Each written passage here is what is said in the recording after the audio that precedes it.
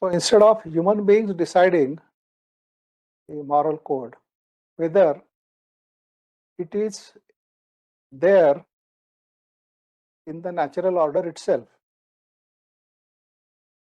and if it is there in the natural order, all that we have to do is to understand that order and live as per that. Then that will take care of our behavior. The question as to why should I behave then doesn't remain an arbitrary question, but one has to live as per the laws of nature. And then we also went into this concept of God, why the necessity of God, how the search for psychological security led to the invention of this concept of God, and then all the kinds of expectations that human beings have from the God, and then the gurus as the mediators between God and ordinary man.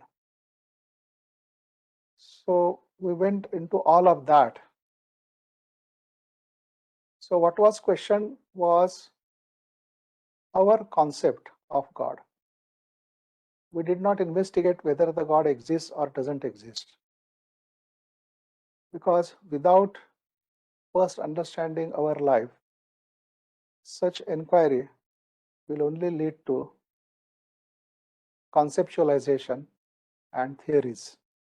We may not be able to come upon the actuality of something which is beyond the realm of thought. So we were only investigating the human concept of God. And at the conceptual level, it is the human beings who have created God, not that the God has created human beings. So all that we considered in quite details. And then we said that Krishnaji has given a unique meaning to the word religion. And he says that religion is to gather all your energy. So that is the most basic statement Krishnaji has made about religion. Then he has also said that religion is the key which opens the door to all our problems. And that is why it is necessary to inquire into what is a religious life, what is religion. So now today we plan to begin with these fundamental statements and inquire into them sufficiently deeply to find out how it takes us to a way of life which is not according to some rules and regulations, but a way of life which emerges naturally out of this inquiry into what is a religious life.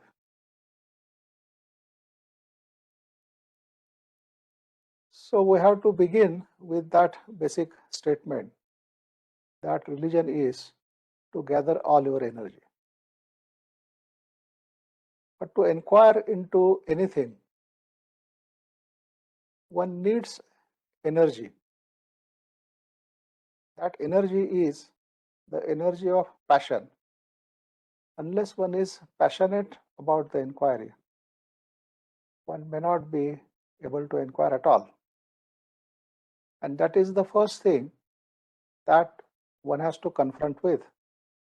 When you do want to inquire into something, when you do want to act in some way, you find that you don't have sufficient energy. And then without the energy, you cannot understand things, you cannot inquire into them, and you cannot even be clear about things. You are unable to pay attention. Because attention means energy, and if you lack energy, then you are not even able to pay attention. So that is the first thing that we come upon when we want to inquire into our own life. We find that we lack energy, we lack interest, we lack passion to inquire into our own life. And therefore then we have to ask, where am I to get this passion? Where am I to get this energy? Can I get that energy from outside? Can I get that energy from somebody else? Can I get that energy by believing in something? Now, none of these things will work.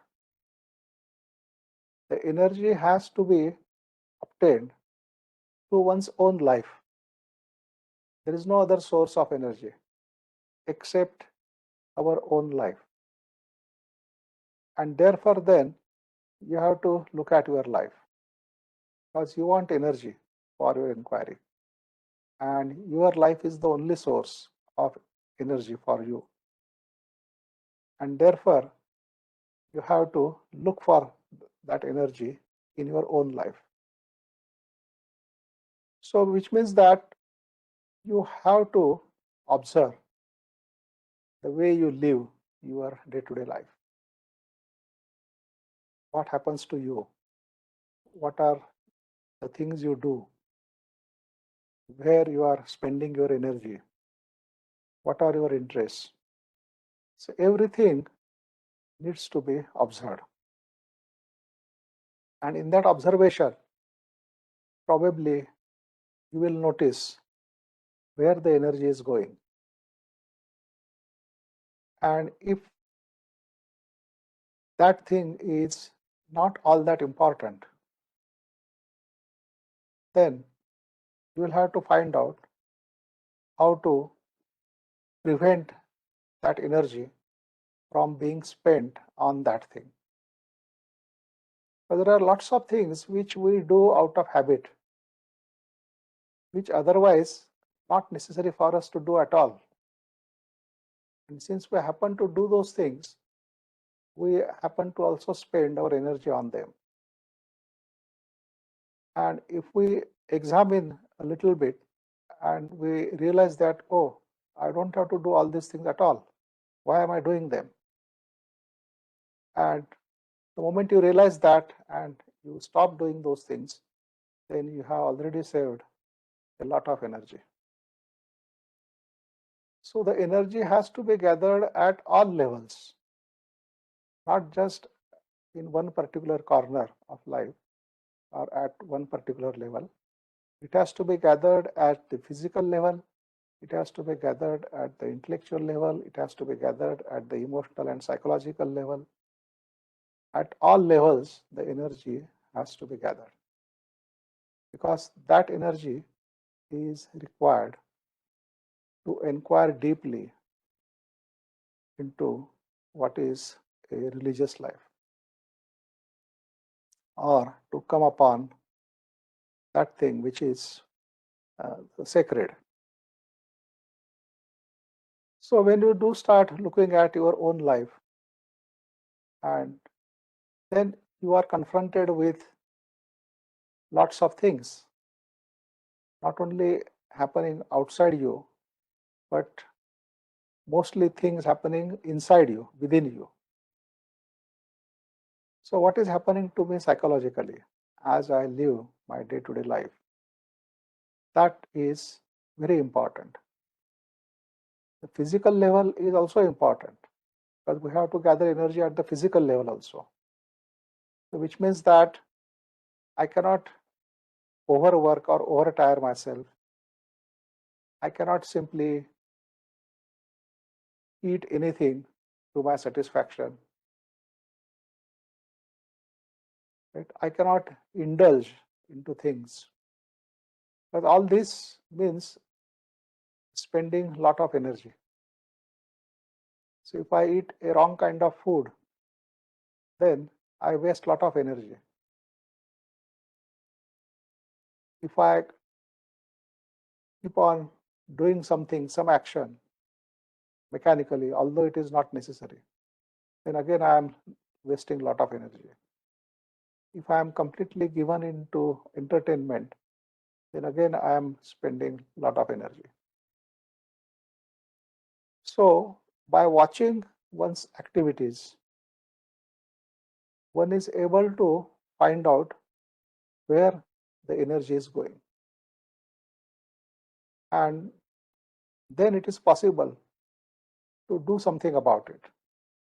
That means then you may have to find out what is the right kind of food that you have to consume so that you don't lose energy, but you gain energy. But if you eat a wrong kind of food, a lot of energy is gone in digesting it, and then there is a lot of physical trouble.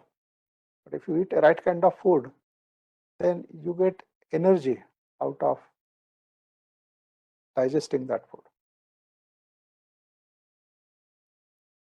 And also all kinds of indulgences one has to go into and find out why does one indulge in those things, and then do something about them, and so on. So which means that through observation and inquiring into where all the energy is going, that itself starts bringing some kind of order in our life at the physical level. But then when we examine ourselves at the psychological level, which means what is happening to me psychologically, and there I find the major source of consuming energy. We seem to consume a major portion of our psychological energy in going through all kinds of psychological experiences and reactions. And therefore, that becomes our major area of investigation, or major area where we need to inquire in great details. So we have said that any kind of psychological conflict is the major source of consuming energy. And it not only that we lose energy in that, but also there is a lot of wear and tear of the system, because the psychological conflict does affect the physical also. And therefore, there is a sense of fatigue, there is a lot of wear and tear, there is friction. Conflict implies friction. So then one has to go into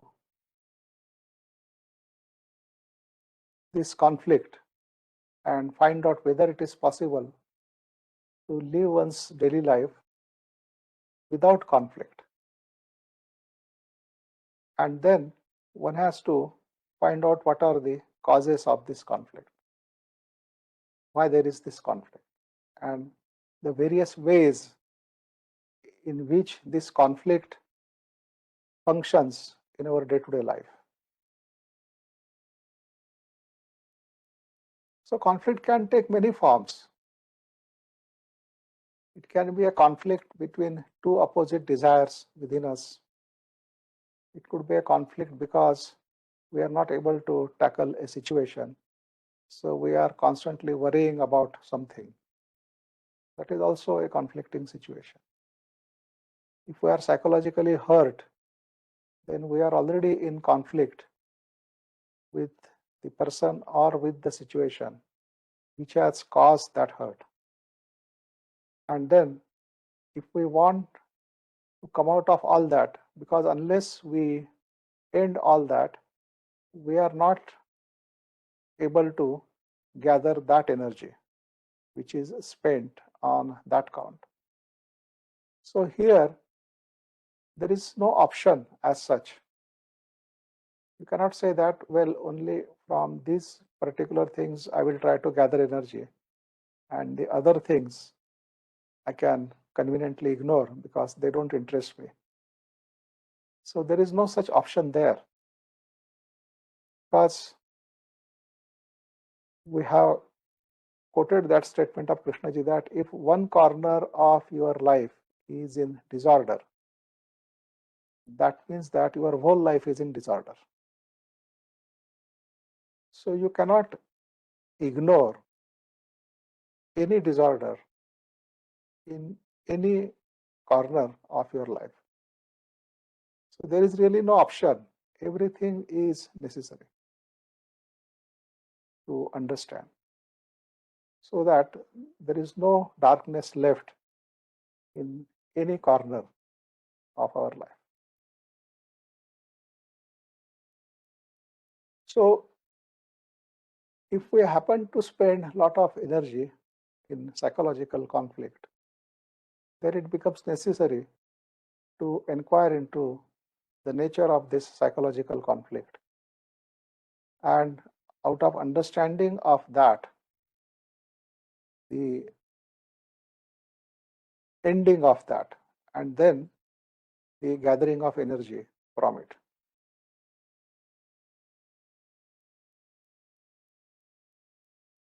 Then we also see that any event which is not lived through completely also means lot of energy invested in that incompletely lived event. Because whatever is lived incompletely, it is always seeking completion. So which means that anything half done or half lived through keeps on constantly reminding you about it, and then it reminds you that it is yet to be completed. So you have to give time and energy for it to get completed. And therefore, we have lots of such incomplete things. Then we have a host of tasks which keep on reminding us that yes, we are yet to be completed. And then that also consumes a lot of energy. So, which means that we try to complete each and everything as much as possible so that it doesn't remain as a residue, reminding us all the time about its existence and its need for completion. Which means that whatever work that I am doing, I need to do it with full attention, do it thoroughly, complete it, and then be finished with it, not to carry it further with you. So as far as the physical work is concerned, that may be easier to do because you know what exactly is to be done, and so you do it and then it is over. But psychologically, to complete an experience is not as simple as completing a physical work, because psychologically we simply don't know what exactly we are supposed to do. And if we do whatever we know, that is unable to resolve that psychological problem or that psychological situation. And therefore, it needs a different kind of attention, a different kind of learning. Here, observing, being attentive, being aware seems to be the only possible action as far as the psychological happenings are concerned. So whenever there is a psychological reaction arising in me, am I paying attention to it? Am I attentive to it? Or I conveniently ignore it and then go on doing whatever that I am doing. And for this, you don't need a separate time. As you are carrying on with your daily activity, during that time, whatever happens to you psychologically, whatever is happening within you. Now, it is possible to take note of it in the sense that it is possible to be aware of it. You don't need a separate time to be aware of it. Because what is happening to you, to notice it doesn't require a long time. So once you have noticed that a certain reaction is arising in you, then you are already attentive to it. Then you may be doing some other work. You may be attending to other things. But yet at the same time, you are not losing sight of what is happening to you psychologically within. So it is like similar to a situation a mother faces, that she has a young child and she has to look after the child, yet at the same time she has to do all the household work. But as she is doing the household work, she is also attentive to the child. So if there is any slightest movement from the child, right, then she immediately rushes there to find out what needs to be done. So it's not that her attention is divided between two things, but there is attention to both the things. Attention to household work and also attention towards the child. So in a similar way, whatever work that you may be doing, so you are attentive to that work. At the same time, you are also attentive to what is happening to you psychologically. So a psychological state of mind is being attended at the same time as you are attending to your work. You may be talking to someone, but at the same time as you are talking, you are also observing or watching what is happening to you psychologically, your own reactions, how you feel, and how you are responding, and so on. So while talking also, if there is some change in the tone of your voice, even that is noticed. So nothing is going unnoticed. And through that kind of observation alone, the psychological reaction can subside. Any other kind of observation will only strengthen that psychological reaction, and it will remain as a residue recorded in the brain, and then it will keep on reminding you, because then all your chattering or random thinking will go around that unresolved psychological residue. So being watchful of oneself as one is going about doing one's daily work is necessary. And so, in our quest for energy, we are coming upon all these situations, all these things, and about which we have to learn. And out of that learning, we have to gather that energy. So, this inquiry into where all the energy is going is bringing its own kind of discipline, its own kind of order. So it is not that we are imposing some order in our day-to-day life, or we are creating some pattern, but simply by observing, and through that observation, understanding the need for a particular action, and then acting in that way to gather energy, right, creates its own discipline, its own way of life. Then it is not according to some scripture or according to this or according to that. It is according to the demand of the situation.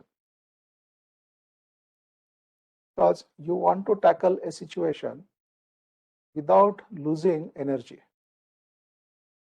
Therefore, you have to learn how to face this situation and gather energy and not lose energy. So this way of life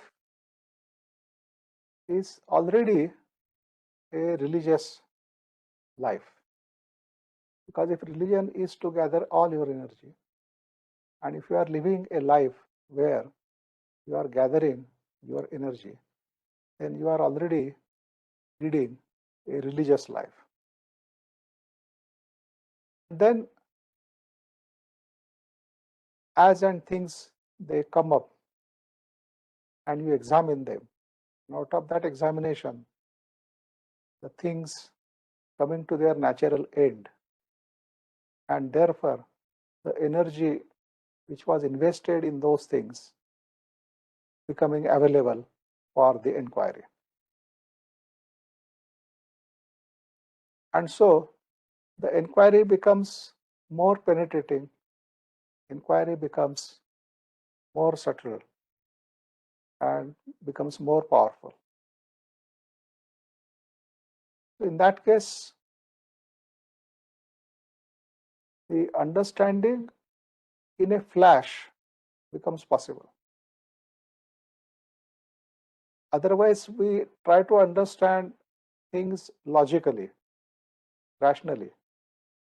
We use our thinking machinery to understand things. And to understand things, we have to use that machinery as per its logic and rationality.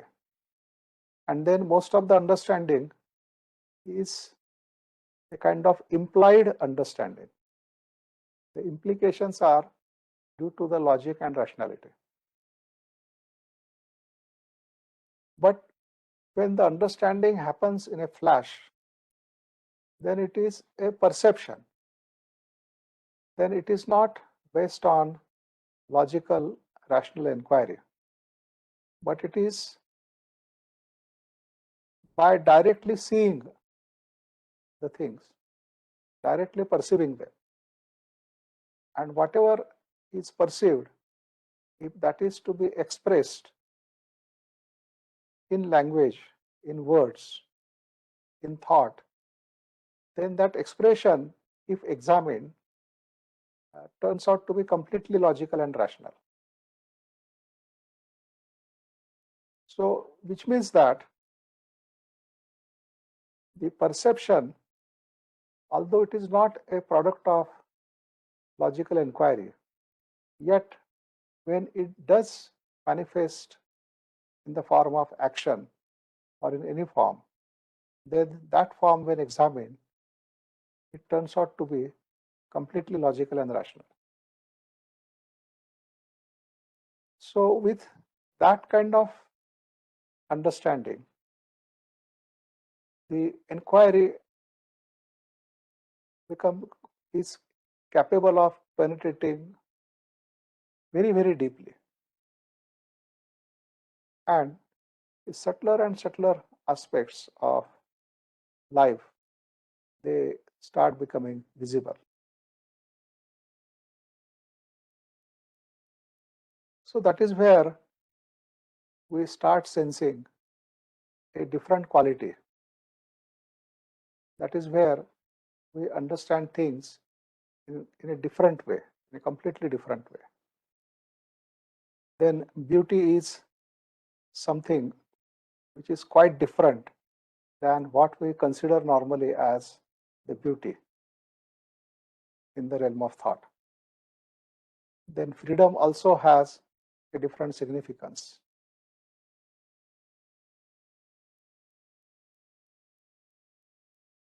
So it's altogether a different kind of perception. Now, one of the interesting things is that usually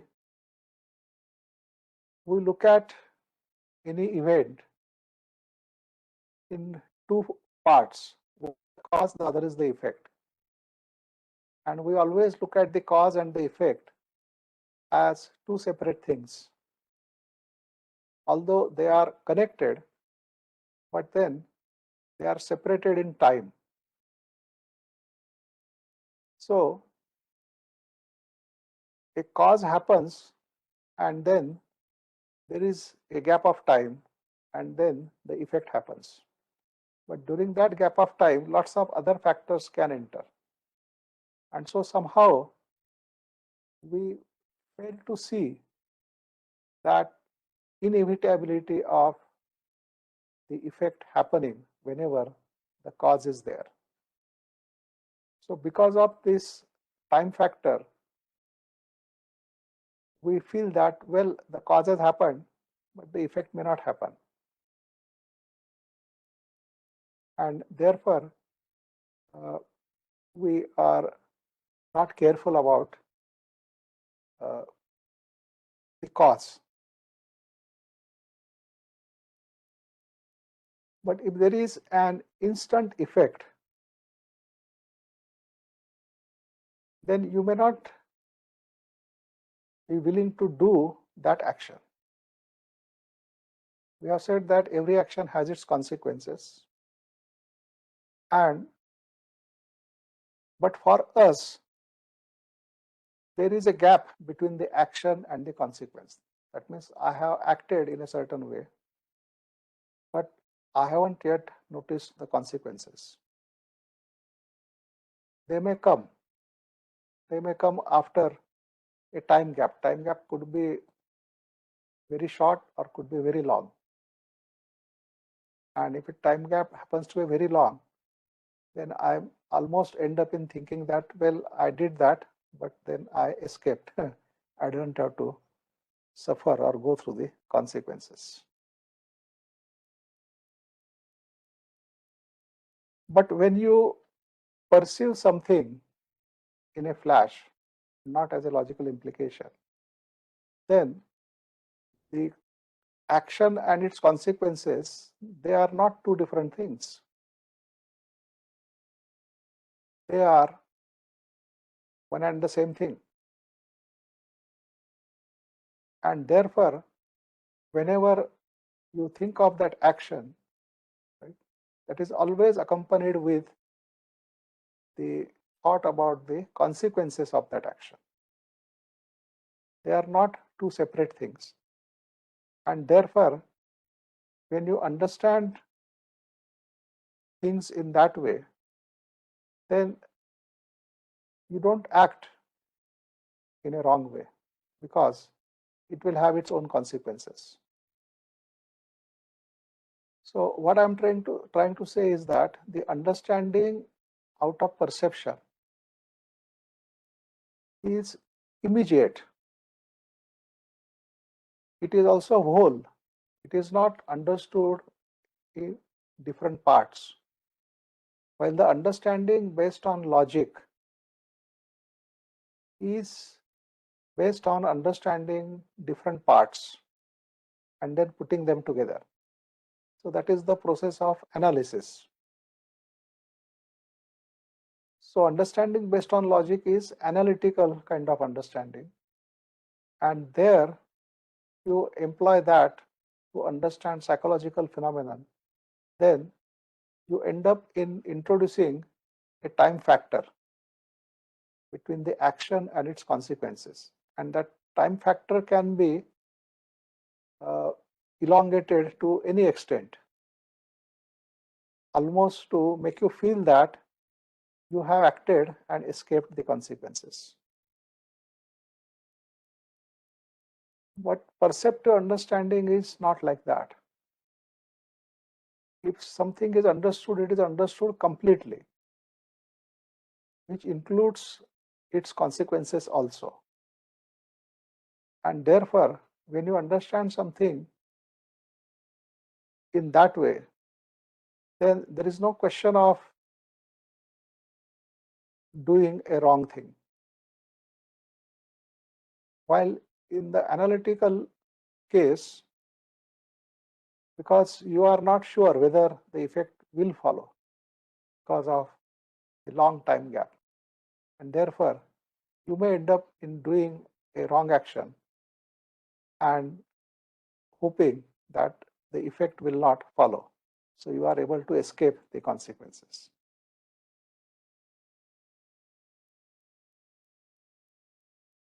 If the consequences are immediate, then you don't act in that way. Like say, if you, the moment you touch fire, immediately your hand is burnt. So there the consequence is immediate.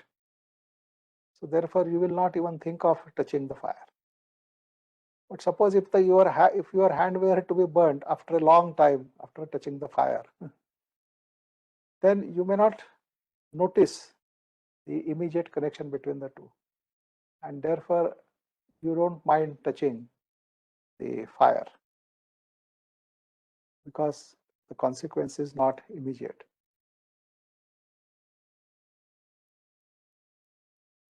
So a different kind of understanding happens at the perceptive level, and that kind of understanding is possible only if you have this energy. You have gathered sufficient energy by right kind of living, then that energy can deepen your inquiry and help bring about this different kind of understanding. So we have begun with this one statement that religion is to gather all your energy. And in our quest for energy, we found that our day-to-day life gets ordered. It becomes orderly. We don't have to do anything separate to establish this order, but our very inquiry into religious life brings about this order in a natural way. So there is no sense of effort there. The effort comes only when you want to continue with something, and yet the situation demands that you have to change it. So the situations demands that you must change it while you don't feel like changing it because you want to continue with it. So that is what happens with most of the pleasures, most of the entertainments. We want to continue, and yet the situation demands that you have to end it if you want to gather energy and inquire into something. So then that is where the effort is involved. But here, we are not trying to end something or we are not trying to do something. All that we are trying to do is to observe where our energy is going. And through the observation, the energy is being gathered. Because observation doesn't oppose anything, observation doesn't support anything, observation doesn't escape from anything. In fact, there is no interference or contribution through that observation to the observed. So the observed is completely free to be what it is, and therefore it is able to come to its natural end. So it's not that your intention is to end that observed. Because the moment you have such an intention, you have already contributed to the observed. But in the pure observation, there is no motive. There is nothing to be achieved through that. And therefore, the observed is completely free to be what it is. And when it is completely free to be what it is in its natural state. And anything in its natural state, it continues for some time and then comes to its natural end. And then anything which comes to its natural end, the energy which was invested in that is released. And that energy then is available for the inquiry. So which means that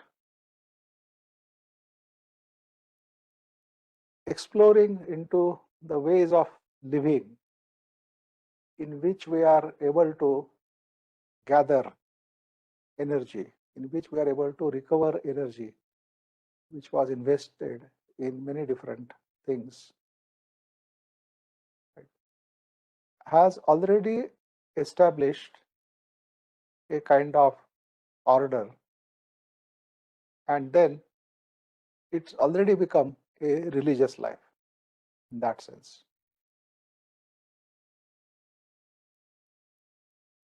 So our inquiry into religion has actually opened the door to all our problems, because problems are the issues which are consuming our energy, which are depriving us of that energy. And therefore, we need to go into them, understand them, and recover all that energy. So this is how the religious life can come into being. So one doesn't have to practice anything. One doesn't have to go to a temple and do certain rituals. One doesn't have to accept any authority. One doesn't have to do some sadhana or this or that. One has to simply observe the way one lives one's life, and through that observation, try to find out where all the energy is going and in what way it is possible to recover it. And that's it. And that energy will then sustain the inquiry. Because if you don't have energy, then the inquiry will not be sustained. So you may come upon situations in your inquiry, while you are inquiring into your life, then you may come upon situations in your life where you don't want to, or where you want to continue with whatever that is. You don't want to immediately end it. And this is mostly happens with the things which we like, which we consider as pleasure, which we consider as something which we enjoy. And then we don't want to end that enjoyment so quickly. So we want to continue with that for some more time. And then, which means that we have stopped gathering energy. Then our inquiry, it doesn't have that energy. And then it is not there until we come out of that situation and again come back to this inquiry.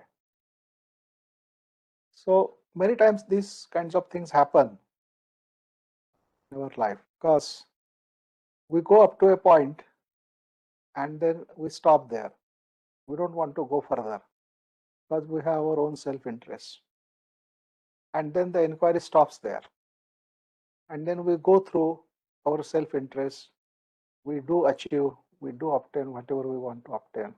And at the end of it, when we see the futility of it, then we said, yes, finished with this. I have done with this. Now let me go back to that inquiry.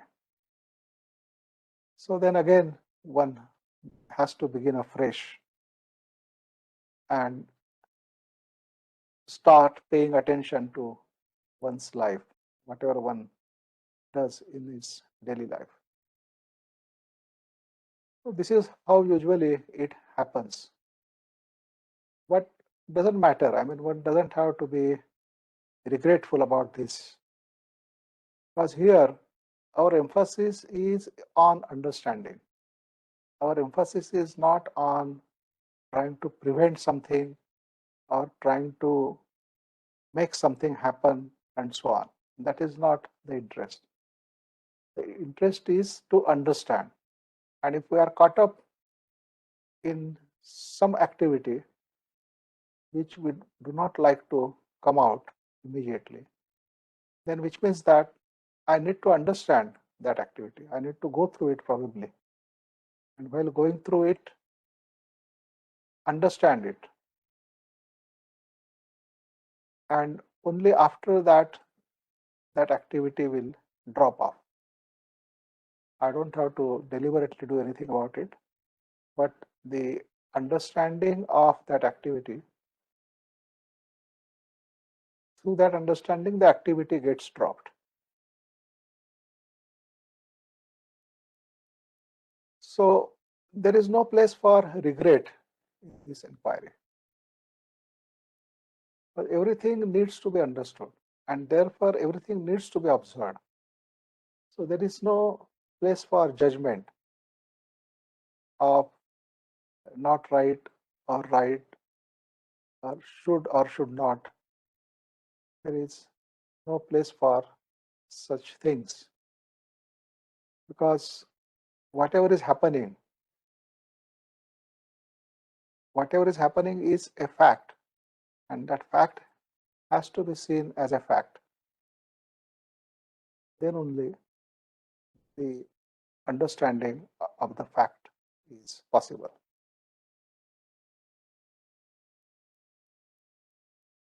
So I think I have tried to go into this just to indicate how, starting from a simple statement and going into it deeply, can result in a religious way of life.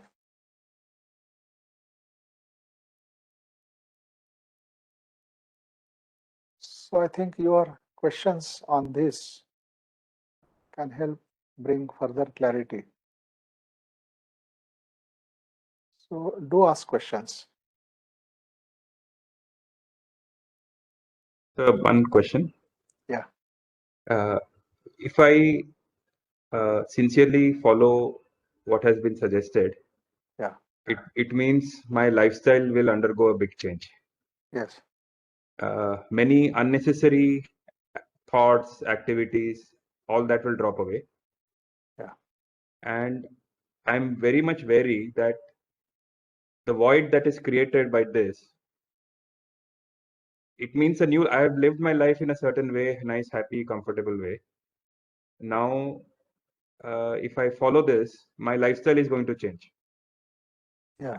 So there'll be a lot of void, probably a lot of energy also, but I don't know what to do with that.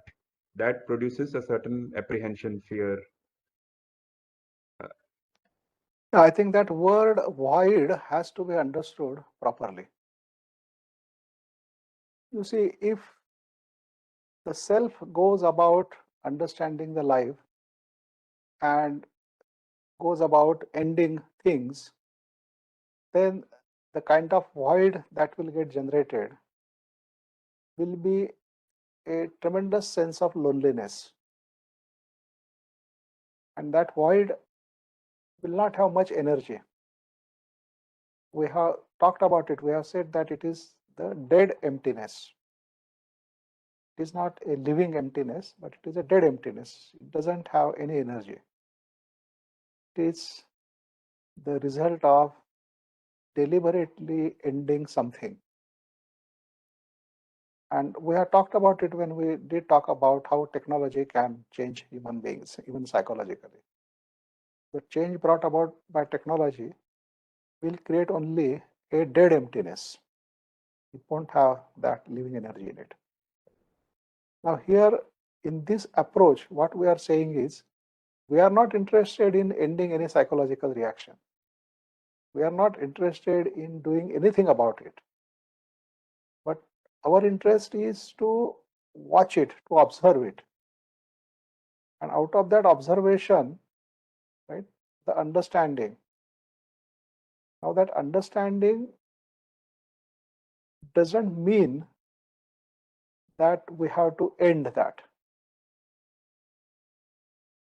The understanding only means that you are watching something just for the beauty of it. And then that thing which is being watched, that thing itself is also not aware that it is being watched. So in that watching, there is a sense of appreciation. There is an admiration of the beauty of the observed. And therefore observed is completely comfortable to be what it is. It's completely free to be what it is. And out of that freedom, the observed lives its life and comes to its natural end, which is death. And in that death also, there is a lot of beauty. Krishnaji has talked about even a dried leaf falls dead on the ground. But in the death of that dry leaf, there is great beauty. And he says, why human beings can't die beautifully? Why do they have to suffer and have the ugly kind of death, not a beautiful death? So what here we are trying to say is, a thing coming to its natural end, it's not my wish that it has to end. The observation is only the looking, the watching, and whatever is watched. In that watching, the beauty in the watched is sensed. The freedom of the watched is sensed. And that's it. So there is no kind of expectation. There is no kind of demand out of that watching. So it's a pure kind of watching, a pure observation. So in that pure observation, when things come to their natural end, right, then there is an emptiness, because something which was there before is no longer there. It has ended. And therefore it has generated an emptiness. But that emptiness is not a dead emptiness, because the energy of the life of that thing which has come to an end, that energy is still there. That energy fills up that emptiness. So it is not emptiness in the sense of a complete void, a complete vacuum, but it is an emptiness because there is no thing, because energy is not a thing. Energy is different. It is not a material thing. And so there is plenty of energy. And that plenty of energy does create that feeling of passion. So you feel passionate, you feel happy, you feel the sensations of joy, but you are not able to associate that sensation of joy or that joy with any tangible material thing, because it hasn't come out of that. It has come out of that emptiness. Now, if you are feeling the waves of this joy, you are feeling that enthusiasm, that passion in you, right? Then how can you say that you are completely lost or you don't know what to do about it? You don't need to do anything about it because that will respond to a given situation in its own way if it feels that it has to respond. Otherwise, it is still there. I mean, it is just a state of mind which is full of energy, full of joy, full of passion. Right? But it is the thinker who wants to do something with that passion, who wants to achieve something with that passion. So if the thinker enters there, then it is going to make a whole mess out of this. But in the absence of the thinker, this emptiness is not a problem at all. And if a situation arises at all around oneself, then the response to that situation will be from this state of mind, which is full of energy, full of joy, and so on. And then that response will always be adequate to meet the situation. Because in that state of mind, there is an accurate perception of the situation. The situation is understood in its totality. And therefore, the response coming out of that total understanding will be able to meet the situation and resolve it immediately. So I think that is what is that is what happens with a religious mind. The religious mind is an empty mind, but full of energy. Sir, so just to clarify, so Yeah. earlier, whatever my energy was, Yes. went into all the things that I'd organized for myself. Yes. Now, when all those things start dropping away, what I'm left with is this sense of passion, joy, and enthusiasm. But those things are no longer there, which earlier kept me preoccupied. So, No, wait. I think you are confusing between the physical occupation and the psychological occupation. yes, sir, because the physical So occupation is a very important part of my life. physical occupation is fine. I don't think it involves a lot of psychological energy in the sense that a lot of work may be routine and may involve long hours to pursue it. And so one may find that out of 24 hours in a day, maybe about 10 to 12 hours are going just in doing that physical work. Right? And so then one has to really find out how to get that physical work done in a different way so that one is able to complete it in a much less time than otherwise it takes. And so it's a matter of then again investigation. But we are not talking about that because there will be physical fatigue, but not much psychological thing because it is just a mechanical work. But when we do talk about a psychological involvement, a psychological reaction, so that is where the lot of energy goes. Now, for example, even a routine physical work, but if there is a psychological resistance to that, then that is going to consume a lot of energy.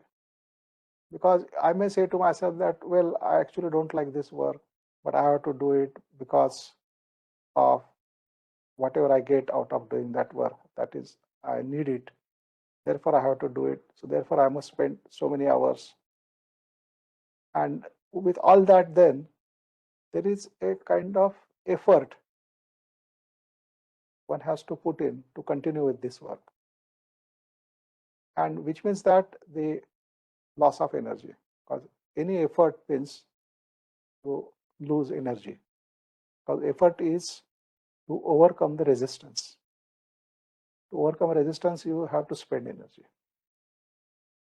So what does that mean? Does that mean that I should start liking the work and therefore overcome the resistance, or not let the resistance get generated and so on?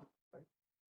But I think you have to evaluate actually the whole situation and find out what exactly the kind of work you are doing and what kind of actions are involved in that, how much time it consumes, and whether it is worthwhile to spend that much time, or whether you can do the same work in a less amount of time, or then some kind of adjustment, some kind of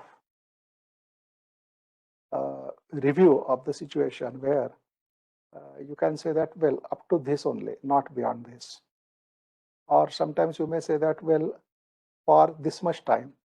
So you may say that, okay, you can continue with this situation for another year or another 6 months, and then you go about it. But I think one has to review the situation and then decide what is more important for oneself. Just to continue with that kind of thing and keep on saying that, yes, but I need it, so I'm helpless, I have to continue with it. Or one's inner inquiry is now sufficiently deep so that one has to find time and energy for it, and therefore one starts withdrawing from this outer activity to a certain extent. And then as per the need of the inquiry, the outer activity can be restricted. But that must come as the need for the inquiry. Because people take a wrong step by saying that if they reduce this activity, they will have more time for inquiry.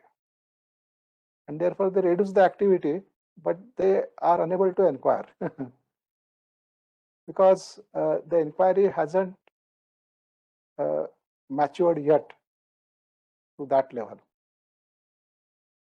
So what is required here is that give priority to your inquiry, let it mature, let it go deeper, and when that happens, then you start feeling the need for more time and energy to be given to that inquiry. So when you actually feel that, then that is the time to withdraw from the outer activities, reduce them to whatever extent possible, not to accept any fresh responsibilities, trying to complete the already accepted responsibility to the fullest extent and then finished with it, and so on. And so then you organize your life, which is completely favorable to your inquiry into this religious life. But if that inquiry hasn't yet matured to that extent, and if one simply thinks that by withdrawing from outer activities, one will have more time to inquire, right? But that more time may not result into an inquiry. That may get wasted in many other activities. Because when one doesn't know how to inquire, then all the available time is usually spent in other activities which one knows. So that is what happens. So I think each one has to take a review of his life and find out what exactly is happening there, how one is living it, how one is spending it, whether one is sufficiently inquiring into oneself, whether that inquiry is deepening or not deepening, whether it needs more time, not more time according to what I think, but the inquiry itself demands. That one will be able to find out if one is sensitive about it, if one is going about it in a right way. So I think the basic criterion for anybody who is interested in this kind of life is not to accept additional responsibilities unless it is absolutely necessary. Try to fulfill whatever responsibilities one has already taken up. Try to fulfill them to the fullest possible extent so that they don't come back to you. And then don't try to do the work of the others. Let them do it. Do your work, and if help is required, then you can help. But help doesn't mean that you do all the work of the other person and the other person is not doing anything. He's simply getting things ready-made. So in that way, then you are making that person incapable. So help is just doing some part of the work. Most of the work, the person who is being helped, he has to do it, most of the work. And only little bit which you find he is unable to do, only that part you do and help him in that way. So you will have to be very, very careful about how you spend your time and energy, because you have to conserve it for your own inquiry. And therefore, you have to really examine each and every situation and then come to a certain decision that how much you want to get involved in that situation. Because once you decide to get involved, then that involvement has to be full-fledged. It cannot be a half-hearted involvement, because in this path of inquiry, there is no place for half-hearted things. Because then that will only emphasize the casual state of mind, and a mind which is in a casual state is unable to understand anything deep.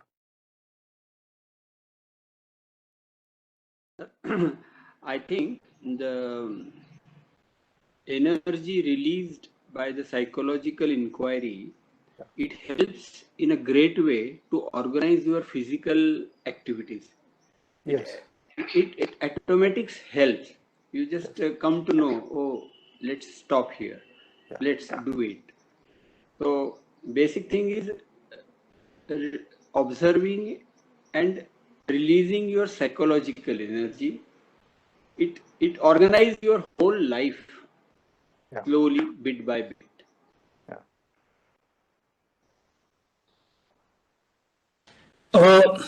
Sir, this is wonderful, and I'm practicing what Karnaji is saying. Now, I just heard this investment of psychological energy. That's a there is a tipping point in psychological energy. And the tipping point is, as Mr. Karnar says, when you push your energy to the totally, completely. Now, pushing that energy totally and completely is something which is not possible to be done just like that. You see, I may say something now which may sound a little radical. I have discovered in preparing a very, very urgent case for which I worked for 90 days. And it was a very complicated case against a Supreme Court judge. A judge having decided, I brought all my energy into play. And what I discovered, to my utter surprise, this happened only last month, that energy of concentration, I could divert it anywhere. And then this level of concentration of energy I had never done before, because it was a huge challenge for me. Now I'm finding that having achieved that level of concentration has suddenly changed my life so much that most of the things that I'm doing, I'm finding it very easy, including, so my major focus, of course, is in the subject that Mr. Karnar has raised. And I totally agree. Now I'm finding that I was just listening to the video the other day of Mr. Krishnamurti. I'm finding it is coming into play in this field also. And to find that in discovery, I found a very, very simple thing. Dilip ji, I wrote to him this thing about focus of, going beyond the tipping point of psychological energy. And he responded by saying, relationship do not begin, they do not end, they happen. I'll tell you, it was just 2 days back. It was just like a eureka. I mean, he said that line, and I was totally focused on an energy and relationship happening. Now, we can be married for any amount of years. We may not be in relationship, but has that happening of that relationship is something very similar to a religious mind, which Karnaji is talking about. You come upon when all your energies are focused, not by any particular method, but this. So that means you're deeply interested in something which is beyond psychology, and you would know it, that this energy is beyond psychology. This is where I would stop. I'm just taking a page of my book, which I'm living now on a day-to-day basis. I'll be open to Mr. Karnar to guide me, because I'm experiencing a euphoric state arising out of the subject that you've brought up. Mr. Karnar. Yeah. No, what you have said is right, because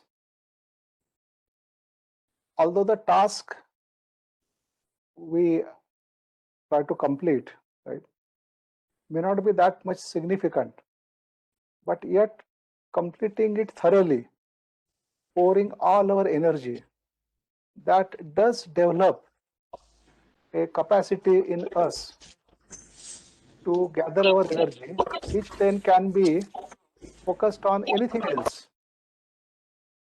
So it is not the task which is important, but that task is making us gather our energy. And therefore, we are having or unfolding that capacity in us to gather all that energy. And once we have the capacity, then in any situation, we can gather energy and face that situation. So that is the important thing that happens in such case. So when Krishnaji does talk about attention, so he also says that it doesn't matter what you are attending to. He always gives an example of a student sitting in a classroom and the teacher is teaching something, but the student is looking out of the window, is not listening to the teacher. And when the teacher notices that, then he reprimands that student and says that he must pay his attention to what the teacher is saying and not look out of the window. So Krishnaji says that by doing that, the teacher is destroying the capacity of that child to pay attention. But actually the child was looking out of the window, he was actually paying attention to something which he was able to see through that window. And so the child was already attentive. But the teacher has destroyed that attention by telling him that you have to pay attention to what I am telling and not what is visible outside the window. So once you have destroyed the attention, then the child is neither attentive to what is outside window and is not attentive to what the teacher is saying, but the teacher has already destroyed that attention.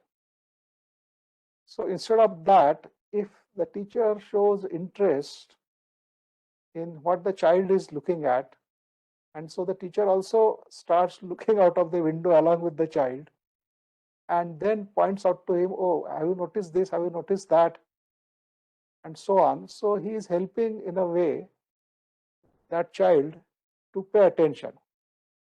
And once the child has learned to pay attention, then that same attention can be given to what the teacher is saying. So, but that is not usually the approach a teacher takes. And whatever approach the teacher takes, it only destroys that attention which was actually coming naturally to that child out of his own interest. So the same thing happens with us also. We do pay attention to something, but then there are other things which are demanding our attention. And then if we also say to ourselves that no, the other thing is more important because that is related with my day-to-day function, day-to-day work, so on. And therefore, we try to pay attention to that, but then we are actually destroying the attentive state of the mind. The moment you select something to be paid attention to, then it is no longer attention. It becomes a concentration. So the capacity to attend is already gone, already destroyed. And then we are not paying attention to what we want to pay attention. And now we are paying attention to what we were paying attention before. So that is not the way. I mean, if you happen to pay attention to something, then be attentive to that. And see all the details, see the beauty, see the whole life of that thing. And then if something else comes up, you pay the same attention to that something else also. So what is important is to be in that attentive state of mind and not what you are paying attention to. What you are paying attention to is changing. It may be trivial, it may be important, it may be anything. It is all the time changing. But that state of attention sustains, it continues.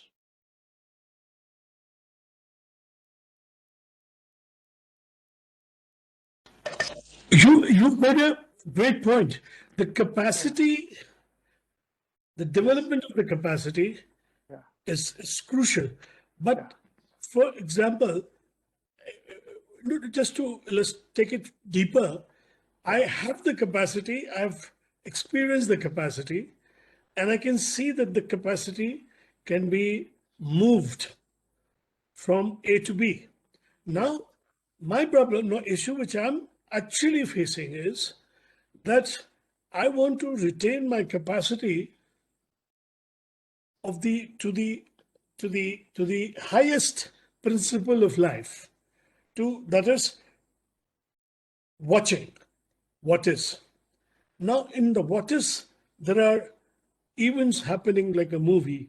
Something very significant happens that I have to attend to. Now, I have one big capacity, the capacity, and then in that I have to deal something with the another highest capacity, because this is the exigency of my body, my life. Now, when the two come together, the very thing that I'm giving my life energy to, I mean, because of being in the body, is bringing up several other psychological issues, whether I'm doing the right thing, whether I'm doing the wrong thing, whether this is the right action, this is all this and more. So in the master energy, all this energy comes into play. And it looks like several times that I've compromised. I'll stop here. Mr. Khanna. Yeah.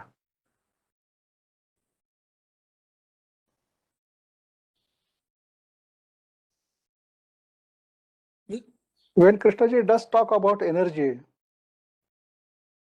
he also sometimes mentions gathering all your energy not to play more mischief,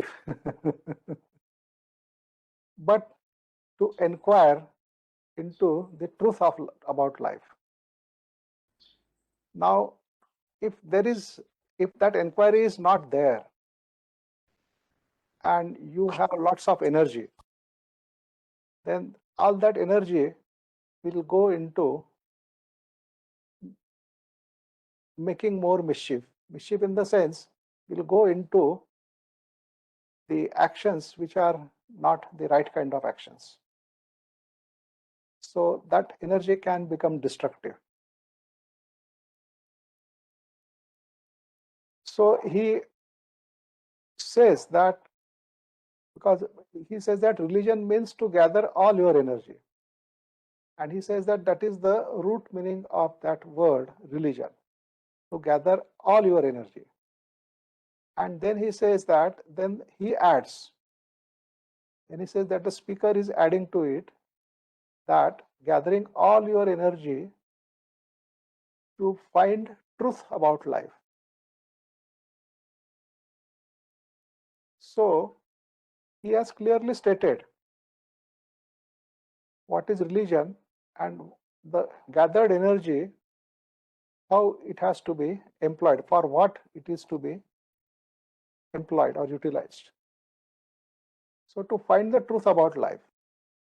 Now, if we have no interest in finding the truth about life, and we have merely gathered energy, then all that energy will be spent according to our limited interests. And our limited interests can lead to a lot of confusion, to a lot of conflict, and it can actually destroy a person. So this point is very important. So without the inquiry, if a person simply gathers energy, then what is he going to do with all that energy? How is he going to spend it? And usually the energy is spent in pursuing one's own interests.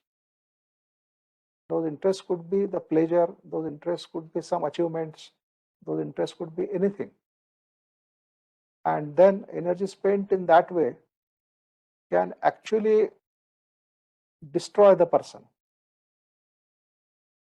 Because if you see, if you have certain psychological tendencies, if a person has certain psychological tendencies and he gathers all his energy, then all that energy is going to further intensify those psychological tendencies. And when those tendencies are further intensified, they will express themselves in some form of action. So if a person has a lot of ambitious nature, then his ambition will intensify to such an extent that he may be willing to do anything to achieve his goal of his ambition. And then he also has a lot of energy which he has gathered. So he's going to spend all that energy into that. If some person is having a tendency to indulge into something, then he will spend all that gathered energy in pursuing that indulgence. And that is where he will destroy himself. So gathering energy by itself is not enough. But how one is going to utilize that energy, that is far more important. And so if there is already an inquiry into one's own life, then that gathered energy will get utilized for that inquiry. So then it will not destroy the person, but it will open the deeper and subtler aspects of life to that person. So I think this point should be taken note of. It's a very important point.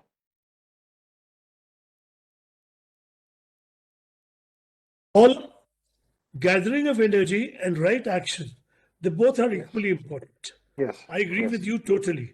Yeah. Now, if, see, for example, Krishnaji had, he was conveying, he was conveying something which was for our life, was our life. But he was always saying the world is in a crisis. Now we know in our country, in our constitution, we do not have a scope. We have a right. We have provided for rights, but there's no provision for duty. Now, if I was to pursue this, apply all my energy to see that fundamental duty also comes under the Indian Constitution, will you consider it as a right action, Mr. Khanar? Yeah, but duties which are defined by law, there could No, be. I'm talking about duties defined by us. No, duties defined by us, then those duties, they will come out of our way of life. If we are living a religious life, then that religious life will itself contain actions which may be taken as duties. But the religious mind is not doing those actions with the sense of performing a duty. So if a tree gives fruit, then it is not giving fruit with a great sense of duty. There is no sense of duty there. That is its nature. So a person who is living a religious life, so religiosity is his nature. And out of that religious nature, if he does some action, right, then that action may appear to other person as a duty. But for the person who is doing that action, he has no sense of duty there. It is very natural to him. Because duty can become a kind of imposition, a kind of should, which one has to do, one has to perform that duty and so on. But when it comes naturally out of one's own way of life, then it is not something different from one's life. And therefore, one doesn't have to do any special efforts, or one doesn't have to do anything special to perform that duty. It happens in the flow of that person's life. And I think that is what is important. So sense of duty, when one is not living a religious life and yet one sees the need for performing of certain actions, and then who should perform those actions. Therefore, then you define a person who should perform those actions. And then that becomes the duty of that person. For example, if you say that it is the duty of the children to look after their old parents, so you have assigned a duty. So the children cannot simply leave their parents on the street and then say that we have nothing to do with them. But the duty defined, it says that the children must look after their old parents. Then it becomes a duty. But then if the children don't want to look after their old parents, then they will have to make effort. And then they may do it out of fear, because if there is a consequence attached to not doing their duty, then for fear of that consequence, they will be doing their duty. So it is not a natural process. But if one is living a religious life, and religious life which is based on the understanding of the situation, understanding one's own life, and out of that understanding the action is emerging, then one doesn't have to define duty separately, because the action is based on understanding of the situation. So if the situation demands that this person needs to be looked after, then that person will be looked after, whether it is his parent or if it is anybody else. Some arrangement will be made to look after that person. So then that happens in a very natural way, because one is living that kind of life. But in the absence of that, then we have to work in terms of do's and don'ts, and then define the duties of various persons and how they have to perform their duties. So then it becomes like a job. So you are employed by some company or by the government, and then your duties are well defined. So as a requirement of your job, these are your duties which you have to do. And if you don't do it, then they define the consequences also. So it then becomes a completely different kind of matter.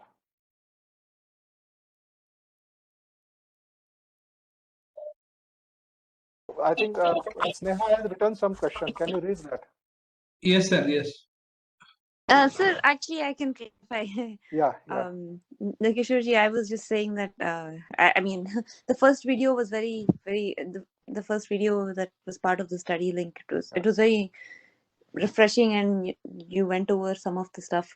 I still, though I still did feel a little bit caught up with the question that Krishnamurti ji was asking the students about what is your relationship to that tree, and I was asking that question for myself and to my kids, and I think there is really no answer, right? Yeah, that's it's right. just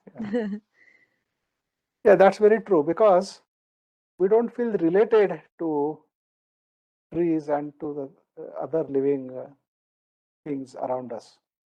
In fact, the way we look at the tree, it hardly shows any sense that we are looking at something which is alive. In fact, tree is mostly regarded as some object, and we are not sensitive to the life which is manifest in that tree.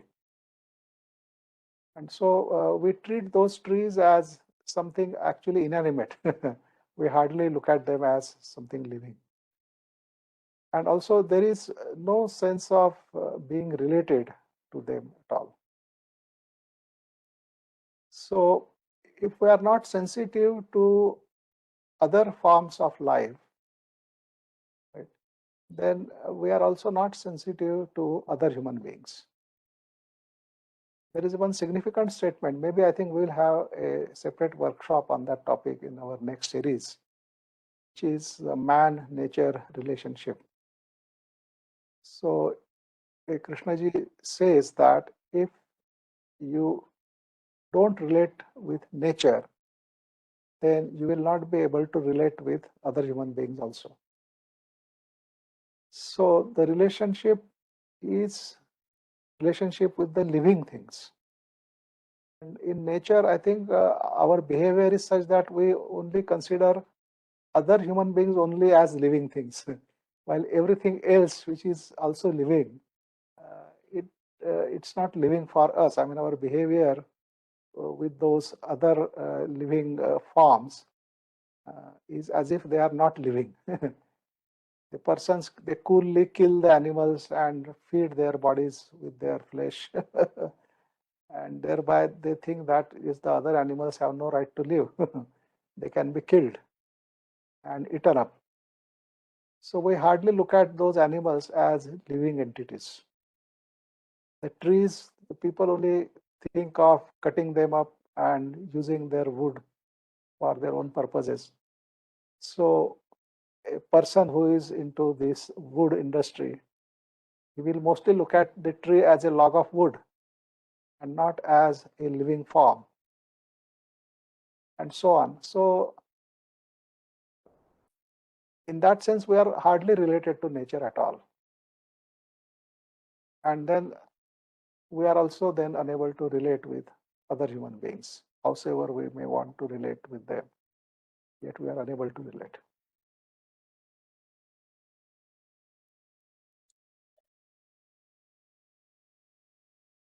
Sir, can I read this question from chat? Yeah, please.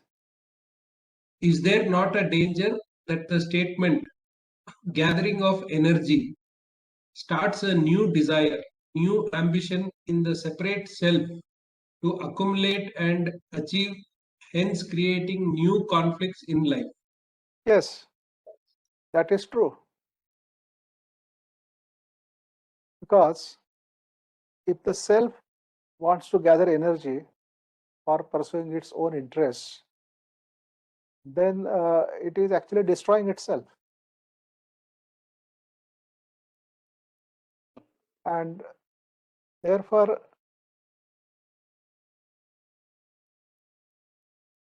the approach doesn't have to be that I have to gather energy. The approach has to be the understanding of one's own life. And out of that understanding, the energy will get gathered. If you are simply going to gather energy without understanding your own life, then that energy will be spent in a destructive way. So that is what is happening even in the field of technology. Human beings, without understanding themselves, are tapping the enormous sources of physical energy, and they just don't know what to do with that energy. And so some of the energy is utilized in some kind of constructive work, but a lot of energy is used in a destructive way. So that happens even in the case of physical energy, which is in the field of technology. So what will happen to the psychological energy, which will be far more destructive? And so, without understanding oneself as a human being, mere gathering of energy could lead to one's own destruction.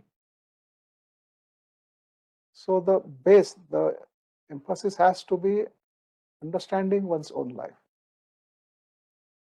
And in order to understand, then the energy is required. And therefore, the gathering of energy.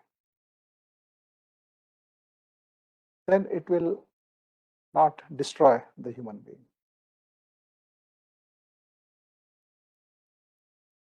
Sir, the next question, sir. Yeah.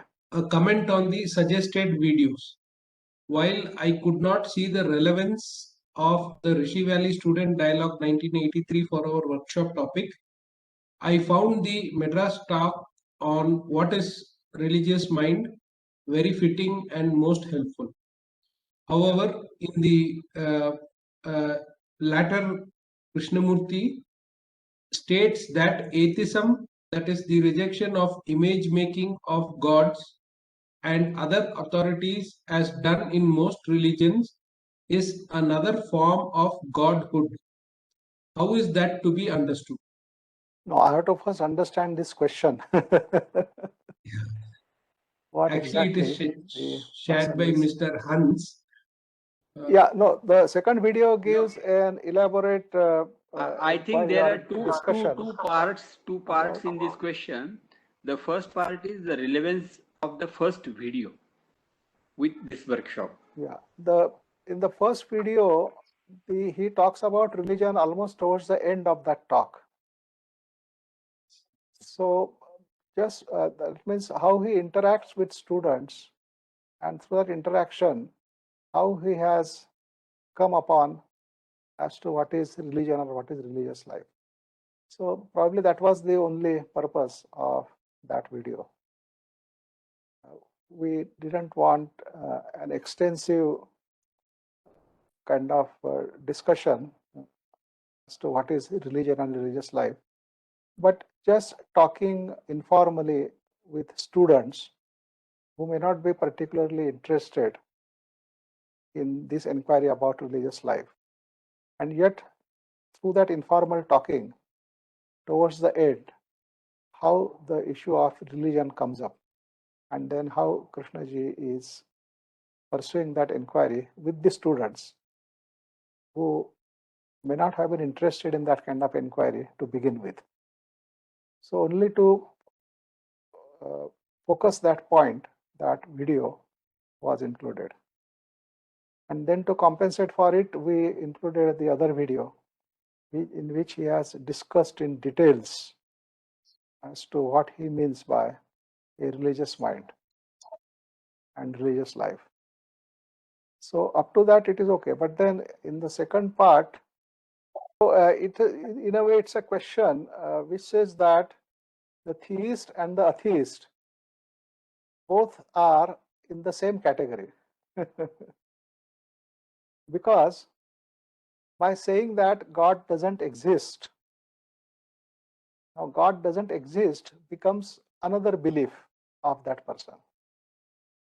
And the person who says God exists, so God exists is the belief of that person. He believes that God exists, while the other person also believes, but he believes that God doesn't exist. So both of them are the believers. Only what they believe in is different things. And therefore, as far as the belief is concerned, whether the theist or the atheist, they belong to the same group, the group of believers. Only what they believe in, it differs. So similarly, many different people believe in many different things, but they believe, and therefore they fall into the same category. Object of their belief may be different, but the very fact that they believe in something, which means that they are the believers. Now, belief, Krishnaji is not acceptable to him, because he says that the nature of belief is something which may not be true. So when you say I believe in something, there is always a doubt that whatever I believe in may not be true. Because if it is a fact, if it is truth, then you don't say that you believe in that. And Krishna gives an example that, okay, sun rises in the east. So I don't say that I completely believe that the sun rises in the east. One doesn't have to say it, one can actually see it. Right? And therefore, one doesn't have to say that one believes in that. But something which one is not able to see, something which one is not able to verify, right? Then he may say that he believes in that. But then the question arises, if you are not able to see something, if you are not able to verify something, then yet why do you want to believe in it? Now, in order to answer that question, one has to really inquire into oneself that why does one want to believe? What is it that one is getting out of that belief? And if one inquires into it, one will find that it is the need for the psychological security that is making one believe in all kinds of things. If it is a fact, you don't have to believe in a fact. The fact is a fact, it is visible. And so you don't have to believe in it. It is so. But when it is not a fact, when there is a possibility that whatever you believe in may not be so, and yet you believe in it, that it is so. So it means that you are deriving something out of that belief. You are getting something out of that belief. Some of your need is getting fulfilled out of that belief, and therefore you believe. So then you have to find out what is that need, what is it that you are getting out of that belief, and with sufficient inquiry, you will find that it is the psychological security that one is deriving out of that belief. And then one has to go into what is psychological security, and is there such a thing as being psychologically completely secured, and so on. And then go into the whole question of what is security. So a believer and a non-believer, both are actually believers. Atheist, they belong to the same category. And so I think that's it.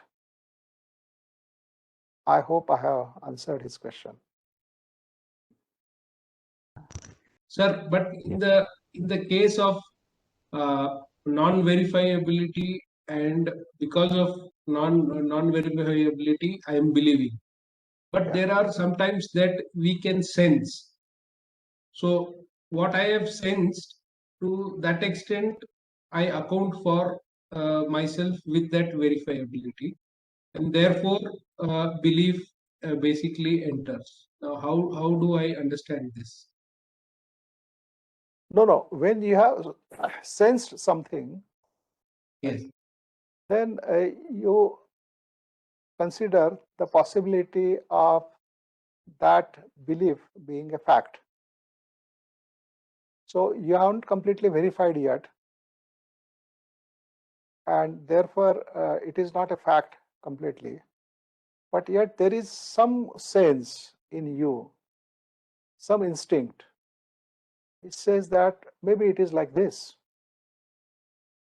And because of that, then you say that although it is unverified, still I believe in it, that it may be so. Right? But then it is still a belief which is unverified.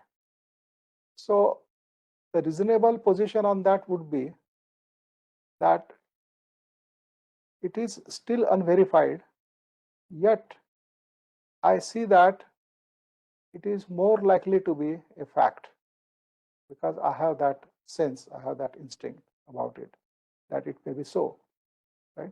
And therefore, I am taking it as a fact, right? So it is as an assumption, as a theory, and subject to further verification. So that kind of approach is a valid approach because it is accepted even in science, that certain things are not yet verified, but your knowledge about all other things, they somehow indicate that it may be so. And therefore, for the time being, you accept it as it is, right? But then you always say that it is subject to verification. So if there are new findings, new experimentation, which indicate that whatever you had assumed is wrong, then there is an immediate response that you immediately reject it. You don't continue with it and say that, no, but I believe in it. So in the same way, if you take something as a fact, knowing well that it is still unverified, but then taking it as a fact and working on it, right? And if it helps in certain way, and you go ahead with it, but then when it is proved that it is not so, you are also immediately willing to throw it away and not continue with it. Then that is an acceptable approach, which is acceptable even in the realm of technology and science. So even in physics, we have several theories. Those theories, they help in explaining certain observations, right? But still they are considered as theories. They are not taken as 100% facts. And theories are always subject to modifications, rejections, and so on, depending upon the further findings. So that's a completely scientific approach. And one can take that approach in one's investigation into one's own life also. CHECKOVIR. Namaste, Kishorji. Yeah, Sir. namaste, Pawan. No, sir, correct me whenever I'm wrong. Sir, to live a religious life, actually, we need energy. To have that energy, we need choiceless observation and passion. To have that passion, we need to be totally discontent the way we live. So the question is, sir, why I am not totally discontent the way I am living naturally? No, I think there is a lot of jumbling up of this thing because passion is not different than energy. When we say that we need energy to live a religious life, so that energy means passion, that energy means discontent, all that thing is there as an energy. They are not separate things. Because you see, inquiry is the constant watchfulness, constant observation. Right? And to observe, one needs energy. Without energy, you can't observe. And if one is completely satisfied the way one is living his life, then there is no inquiry, because I'm quite happy the way I'm living. So why should I inquire at all as to what is life and what is religious life and so on? I'm quite happy with life as it is. I'm totally satisfied with my life, and therefore there is no need to inquire. So a total satisfaction means total insensitivity, and therefore no inquiry. So that is where Krishnaji talks about discontent. A mind which is discontented is not satisfiable, because the moment it gets satisfied, then it is no longer discontented, and therefore there is no longer inquiry. So that discontent is also a kind of energy, just as we have talked about passion as the kind of energy. We have talked interest as the possible energy. Similarly, that discontent is also a kind of energy. And we have said that religion is to gather all your energy. So all energy means all kinds of energies at all levels, physical, psychological, intellectual, whatever other levels there may be. And also it means all kinds of energy. So it will include the energy of passion, it will include the energy of discontent, it will include the energy of interest, and so on. So the gathering of all the energy. So now what we are saying is this, that in order to understand my own life, I need to inquire into it, I need to observe it. And in order to observe and inquire, I need energy. So that energy will include all these various kinds of energies, labeled by different words. It may be the same energy, but labeled with different words. So to observe, to inquire, all that energy is required. And therefore, I have to start looking for where I am spending my energy as I live my day-to-day life. So you need energy in order to observe, and you need to observe in order to gather energy. So you cannot ask which one is the first. They go on simultaneously.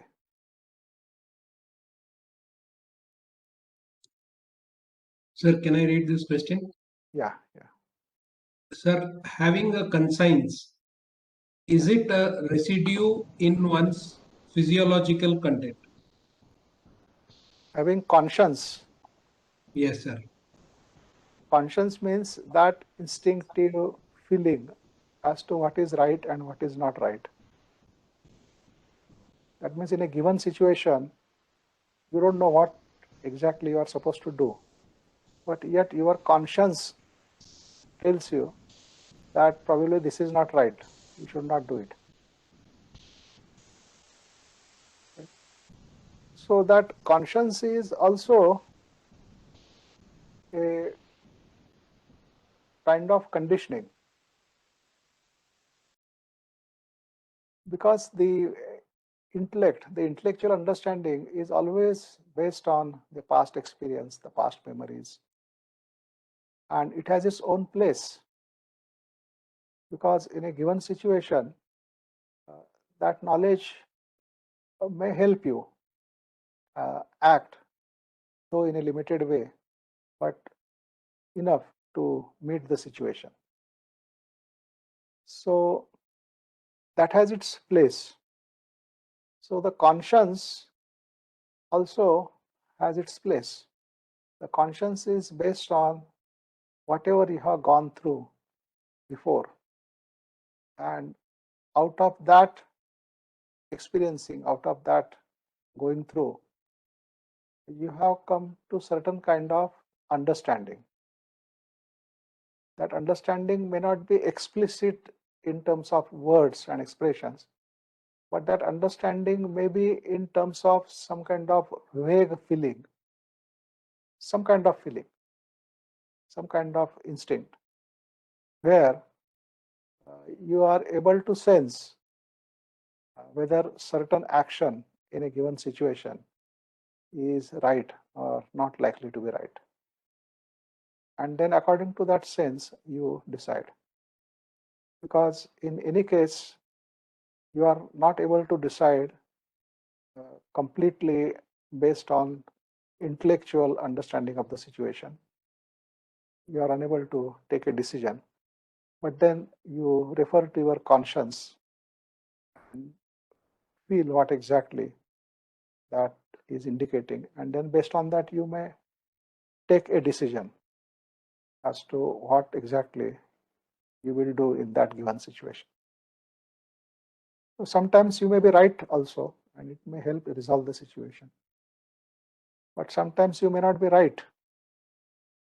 So it doesn't matter, it only amounts to making a mistake, but then making a mistake is also a way of learning. So as long as you are learning, you don't have to worry about making mistakes. So conscience is also a kind of conditioning. It's based on knowledge and experience.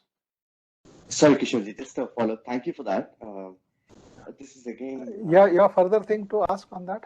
Yes, sir. Yes, just this Yeah, is with please relation to even the previous question as well. So, say I want to actually carry out my day-to-day life with least amount of friction and conflict. Yes. Usually, dealing with the external world, there is this. When situations do come, there is a conscience that's out there that actually creates a certain amount of resistance. It's probably because of my previous psychological conditioning per se. Now, one can be completely sensitive about it and then deal it in one way where there is obviously energy that is expended in resolving that part of the conflict. Or they can complete on the contrary side, be completely insensitive about it, and then it doesn't really matter. So you're just acting out in the world, you're doing the job that needs to be done. And then we move on. That's not creating any more additional psychological content. So there's a dichotomy in this, which I wanted to actually understand, which is the approach to take. Yeah, probably you are indicating a situation where to complete the task at hand doesn't need much role for the conscience. I mean, you just know what to do. You also know what the company expects, so you just do it and finish with it.